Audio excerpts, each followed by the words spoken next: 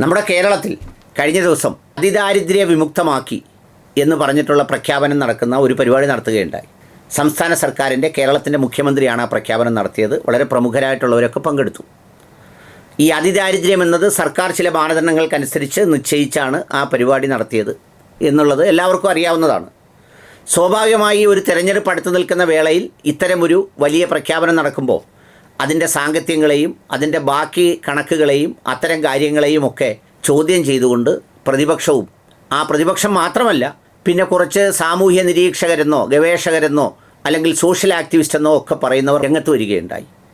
സ്വാഭാവികം, ബഹുസ്വരതയുടെ വ്യത്യസ്ത അഭിപ്രായങ്ങളുടെ സമുന്നയ ഭൂമിയായ ഒരു സമൂഹത്തിൽ അത്തരം കാര്യങ്ങൾ ഉണ്ടാകുന്നത് സ്വാഭാവികമാണ്.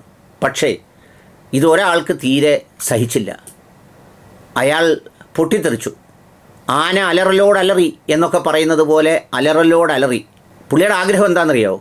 അതിദാരിദ്ര്യം ഇല്ലാതായതുപോലെ തന്നെ ഇക്കാര്യത്തിൽ അഭിപ്രായ വ്യത്യാസം ഉണ്ടായവരും ഈ ഭൂമിയിൽ ഇല്ലാതാവണം. ഇവിടെ ആരും ഉണ്ടാകരുത്. അങ്ങനെയുള്ളവരെയെല്ലാം നാസയിലേക്ക് എലിവാണം പോലെ കയറ്റി വിടണം. എന്നിട്ട് ഒരേകവാണമായി പുള്ളിക്ക് ഇവിടെ താമസിക്കണം. പുള്ളിയുടെ പേര് ബെന്യാമിൻ. വലിയ എഴുത്തുകാരനാണ്. അദ്ദേഹത്തിൻ്റെ കൃതികളിലാകെ മനുഷ്യഹൃദയങ്ങളുടെ ഭാവപകർച്ചകളുടെ ഒരുപാട് രോമാഞ്ചിഫിക്കേഷൻ കാണാൻ കഴിയുന്ന ഒരു എഴുത്തുകാരനാണ്.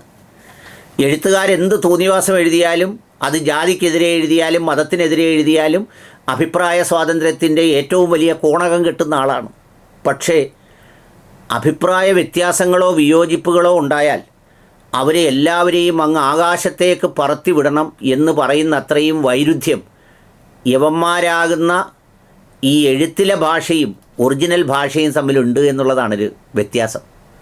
നമ്മൾ ഈ സാധാരണ സാഹിത്യകാരന്മാർ, സാഹിത്യകാരികളെന്നൊക്കെ കാണുമ്പോൾ നമ്മൾ വിചാരിക്കും ഇവരൊക്കെ ഈ എഴുതുന്ന ഭാഷ പോലെ മൃദുലതരവും മനോഹരവും പിന്നെന്താണ് സസ്യശ്യാമള കോമള സുന്ദരവുമൊക്കെ ആയിരിക്കും എന്ന് വിചാരിക്കുന്നെങ്കിൽ ചുമ്മാതാ. ഈ എഴുത്തൊക്കെ അവർ നമ്മളെ പ്രസരിപ്പിക്കാൻ വേണ്ടി എഴുതുന്നതാണ്. യഥാർത്ഥത്തിൽ ഇവരുടെ ഒറിജിനൽ അങ്ങനെയൊന്നുമല്ല. ഇവരുടെ ഒറിജിനൽ പുറത്തിയാടുന്നത് ഇതുപോലെയുള്ളൊരു സന്ദർഭത്തിലാണ്. എടാ, കേരളത്തിലൊരു പുതുമയാണോ വിയോജിപ്പുകൾ ഉണ്ടാകുന്നത്? എന്തെല്ലാം പദ്ധതികൾ ഈ നാട്ടിൽ നടത്തുമ്പോഴും അത്തരം വിയോജിപ്പുകൾ ഉണ്ടായിട്ടുണ്ട്. നമ്മുടെ നെടുമ്പാശ്ശേരി വിമാനത്താവളത്തിനുണ്ടായി, വിഴിഞ്ഞം തുറമുഖ പദ്ധതിക്കുണ്ടായി, ഗെയിൽ വാതക പൈപ്പിനുണ്ടായി. ഇങ്ങനെ ഓരോ സമയത്തും ഓരോ സംഗതികൾ വരുമ്പോൾ ഭരണ പ്രതിപക്ഷ വ്യത്യാസമായി രണ്ട് തരത്തിലും വിയോജിപ്പുകൾ ഉണ്ടാവാറുണ്ട്. അതുകൊണ്ട് ഈ പ്രതിപക്ഷം എന്തെങ്കിലും കാതലായ വിഷയം ഉപയോഗിക്കുമോ എന്ന് വിചാരിച്ച് ഭരണകക്ഷിയിലുള്ളവർ ശ്രദ്ധിച്ചൊരു പരിപാടി നടത്തും.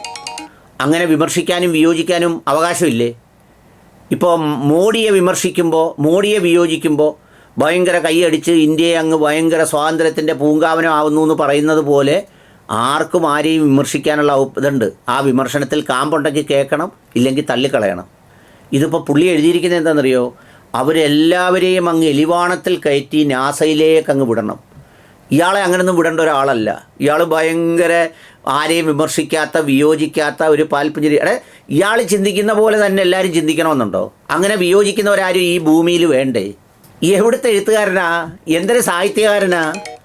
എന്തൊരു സംഗതിയാണ്. ഞാനില്ല സാധാരണ പുള്ളിയുടെ ആ പോസ്റ്റ് കണ്ടപ്പോൾ ഞാൻ കിങ് സിനിമയിലെ മമ്മൂട്ടിയുടെ ഡയലോഗ്, മമ്മൂട്ടിയാണോ ആരാന്നറിഞ്ഞില്ല, ഈ നട്ടലുള്ളോ നാറിയ പരമനാറിയ എന്ന് പറഞ്ഞതുപോലെ എന്തെങ്കിലും ഒരു മേൽവിലാസം കയ്യിൽ വെച്ചുകൊണ്ട് ഈ പറഞ്ഞതുപോലെ എഴുതി എന്താ പുള്ളിയുടെ ഒരു ഫിലോസഫി? അപ്പോൾ അങ്ങനെ ആണെങ്കിൽ എന്തെല്ലാം കാര്യങ്ങളിൽ വിയോജിക്കുന്ന ആളുകൾ, ഇപ്പോൾ എഴുത്തുകാർ പല കാര്യത്തിലും സമൂഹത്തിലെ പലതിനോടും വിയോജിക്കുന്നു, അവരെയൊക്കെ നാസായി വിടണോ? അതുമാത്രമല്ല, കേരളത്തിൽ നിന്നൊന്നും വിടാൻ പറ്റില്ല. അമേരിക്കൻ സാമ്രാജ്യത്വത്തിൻ്റെ നാസയിൽ തന്നെ കയറ്റി എലിവാണം പോലെ വിടണമെന്നാണ് പറയുന്നത്. കഷ്ടം.